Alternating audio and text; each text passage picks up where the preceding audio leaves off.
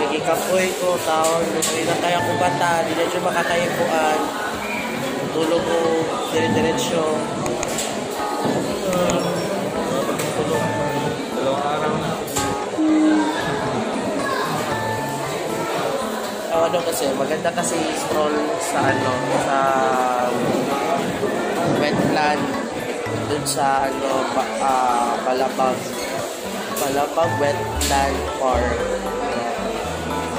So, salamat kay Kuya RR ganyan. Important siya. May takeover siya. Siya'y nagunit sa kami. So, we're heading to Cebu now. So,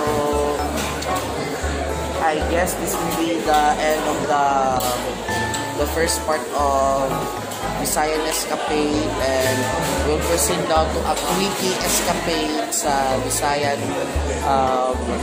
Visayas Escapade somewhere in Cebu. So, see you later guys. Bye-bye for a while. Bye-bye.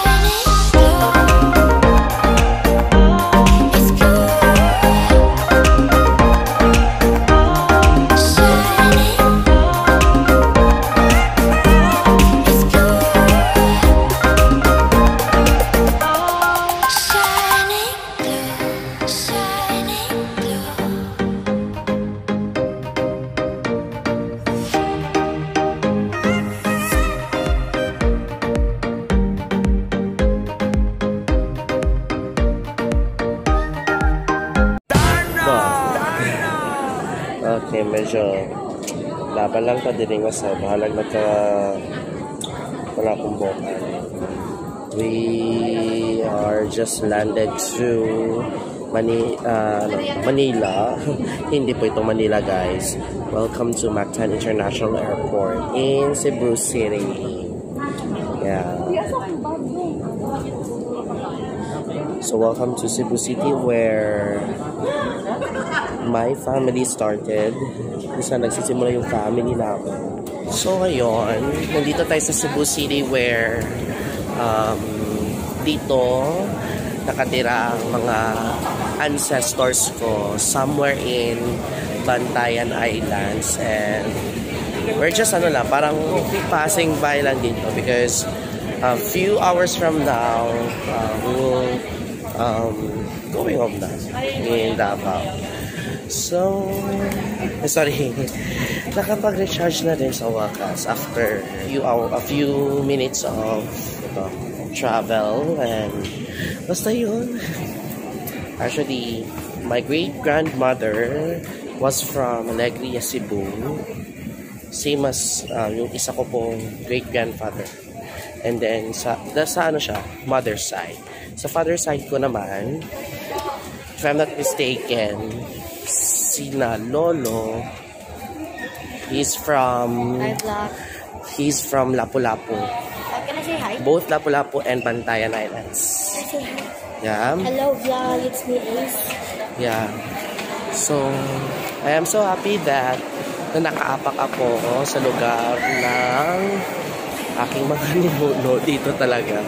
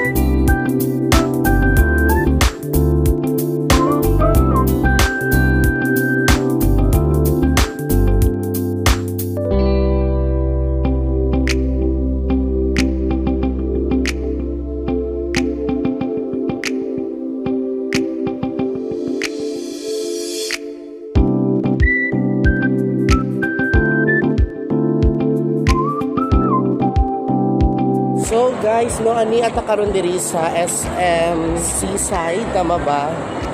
Seaside sa Cebu. And finally nakita na ako mga kauban, tigibiyaan ko nila kay paspas kayo na sila manglakaw. Grabe. So karon, actually ganiha, I went to Basilica, and then right after sa Basilica nisulod ko din sa Magellan's Cross, and then ayun, nakita na ako sila dito sa kuan sa Island Souvenir. So karon mangita mi kanan diri kay para makapanghunat ta sa tuang next flight later at 9, or basta ang boarding time is 8. So laban-laban lang taan kay lisod na kay dili na ta makagawas-gawas later kay nakapas na sa oras. Ayan guys, among hulaton si Gracia o si Inilin tungod kay 30 minutes na lang, no, ang nabilin rather kay basig mabiyaan nami sa flight lisod na. Okay ra ka? Yam. Ayun. Nabusog ka sa kuan sa 2 cups of rice. 2 cups of rice plus sa pajikuan. Ini palabok, di ba? Siya kinsay dili mabusog. Ansa? Chicken. O ang fried chicken. Ang manok pa jud, no. Grabe kayo ang yang gikaon. Pasa pa jud niya sa kuan, tapos di pa jud makaya jud sa tinuod lang. So, to kanang actually ako gi-order man gud kay fries and spaghetti, fried chicken and then spaghetti, then nagpakapin ko rice isa.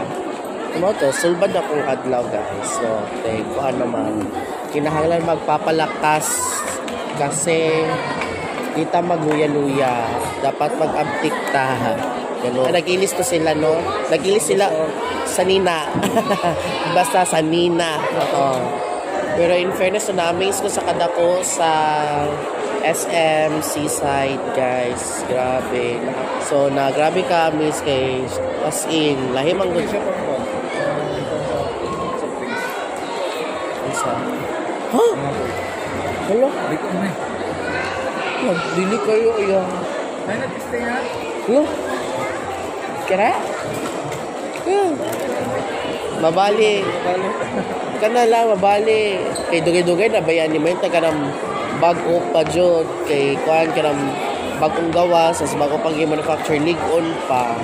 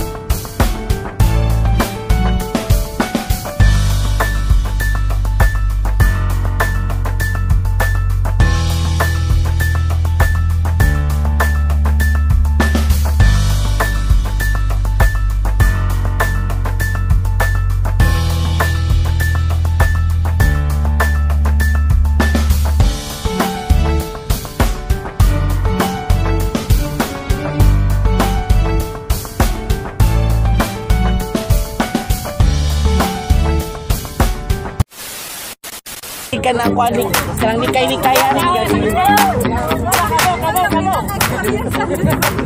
Hala,